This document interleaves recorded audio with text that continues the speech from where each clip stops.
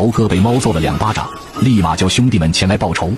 猫却是丝毫不惧，这到底是怎么回事呢？原来就在刚才，猴哥拽着猫的尾巴，也不知道他在研究啥。看完后他还上去闻闻，这可把猫咪气坏了。而猴哥则是不达目的誓不罢休，还叫来好兄弟一起研究。他们对猫咪都非常好奇，由于好兄弟的到来，也让猴哥的胆子大了起来。他居然又把猫的尾巴提溜了起来，让兄弟们一起看。这家伙真是太欠揍了。而这还不算完，更过分的还在后面。猴哥就像狗皮膏药一样粘着不放，气得猫咪瞪着眼看着他，而猴哥却装作若无其事的样子，还把脚丫子伸到猫咪的跟前。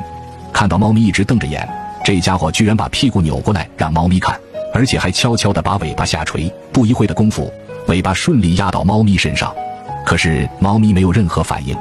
猴哥看了看，立马若无其事地坐在地上。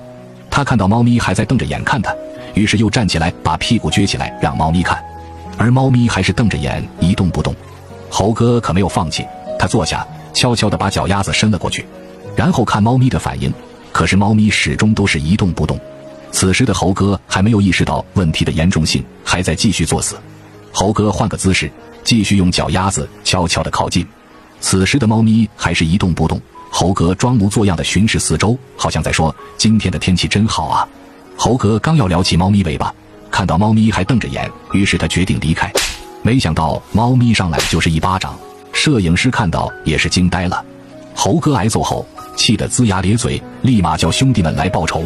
不一会儿的功夫就跑来好几只猴子，这也让猴哥的胆子大了起来，主动挑衅猫咪。不料猫咪又是一巴掌，随后他们立马围了过去，但是没有一只猴子敢对猫咪下手。在一番僵持下，猴哥还是不敢动手，他的好兄弟也扭头离去。